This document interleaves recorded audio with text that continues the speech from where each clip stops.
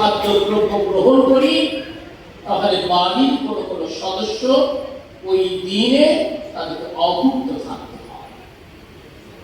হঠাৎ করে আপনার আমার পরিবারের 4 জন সদস্য, আমাদের মা কিংবা স্ত্রী 4 জনের খাবার রান্না করেন প্রতিদিন দুপুরে।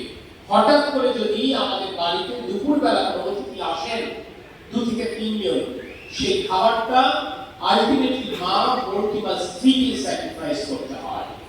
হয় সেদিন দুপুরে তারা না খেয়ে থাকেন, না হলে আবার রান্না করে বিকেল 5টা বেলা তাদেরকে খাবার গ্রহণ করতে হয়। প্রতিটি সংসার একটি পরিকল্পনা থাকে এবং সেই পরিকল্পনা অনুযায়ী সংসার পরিচালিত হয়।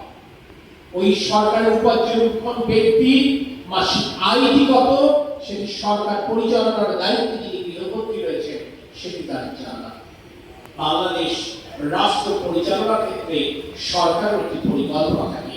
এই বৃহৎ সংসারে আয় কত আর ব্যয় কত আর প্রয়োজন কত সেটিকে বিবেচনায় নিয়ে সরকার পরিচালিত হয়। গড়ে প্রতিদিন এই মার্চ মাসে 2025 সালের চাহিদা বিবেচনায় গড়ে প্রতিদিন এই মার্চ মাসে 12,000 মেট্রিক টন ডিজেলের স্বাভাবিক চাহিদা রয়েছে। আপনারা যে অবাক হবেন, ঈদের আগে এই চাহিদা গড়ে 24 থেকে 25,000 টনে উন্নীত হয়েছে। এটি কোনো স্বাভাবিক চাহিদা নয়, এটি একটি অস্বাভাবিক চাহিদা। এই অস্বাভাবিক চাহিদার কারণ সরকার যেমন খুঁজছে, ঠিক তেমনি সরকার পরিচালনার দায়িত্বে যে জনগণ দিয়েছে ভোটের মাধ্যমে দায়িত্বটা তাদেরকে পালন করতে হবে। জনগণ সেই দায়িত্বটা পালন করছে বলেই আপনারা খেয়াল করেছেন আর শেরপুরে একটি আবাসিক ভবনে নিচে 25,000 লিটার জ্বালানি তেল উদ্ধার করা হয়েছে। আপনাকে আমাকে সতর্ক দৃষ্টি রাখতে হবে, আপনার আমার পাশে যেন এই ধরনের কেউ অপকর্ম না করতে পারে। কারণ কোন বিশেষ ব্যক্তির লাভের জন্য তিনি জনগণের কষ্টের কারণ হতে পারেন না। আমরা প্রতিটি পেট্রোল পাম্পে কতটুকু পেট্রোল, ডিজেল, অক্টেন বরাদ্দ করছি সেই তথ্য আমাদের কাছে রয়েছে। আমরা জেলা প্রশাসককে সেটি সরবরাহ করছি।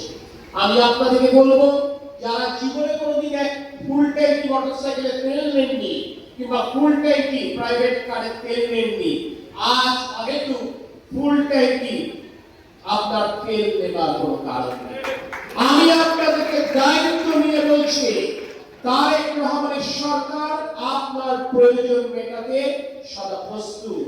আপনার যতবার পেট্রোল পাম্পে তেল নেওয়ার প্রয়োজন আপনি ততবার যাবেন, আপনি ততবারই তেল পাবেন। কিন্তু আপনি যদি একবারে অতিরিক্ত জ্বালানি সংগ্রহ করেন, আপনি অন্যের হক নষ্ট করছেন। আপনারা নিশ্চয়ই সেদিন খেয়াল করেছেন, আমাদের তথ্য উপদেষ্টা বলেছেন ব্যাংক ব্যবস্থা কিভাবে পরিচালিত হয়। সকল ব্যাংকের গ্রাহক যদি আজ রাতারাতি ব্যাংক থেকে তাদের টাকা উত্তোলন করতে চান, তাহলে ব্যাংক ব্যবস্থায় ধস নামবে। আজকে এই বিষয়টি আপনাকে বিবেচনায় নিতে হবে। জনগণের কষ্ট বিবেচনায়, এটা আমি বললাম শুধু জ্বালানি তেলের মূল্য বৃদ্ধি নয়, এর সাথে সকল কিছু মূল্য বৃদ্ধি জড়িত। সে কারণে আমরা এই কাজটা আমরা এখনো পর্যন্ত সতর্ক রয়েছি।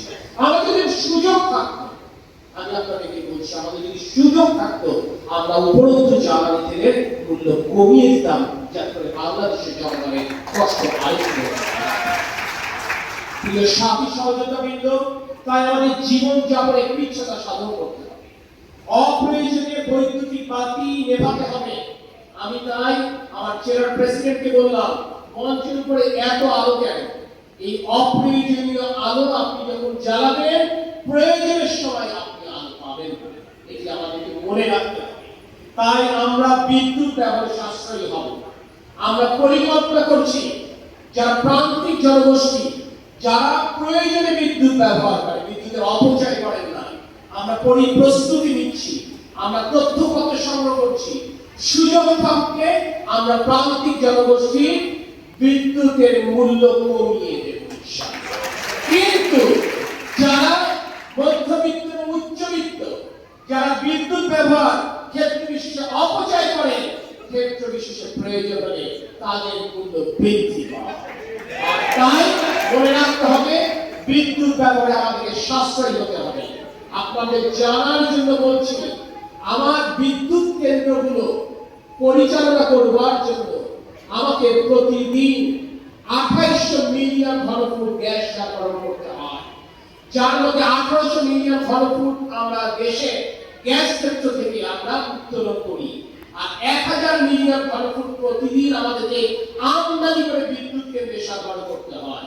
যে আমদানি ব্যয় এখন প্রায় 3 গুণ বৃদ্ধি পেয়েছে। তাই আমাদেরকে সতর্ক করতে থাকতে হবে।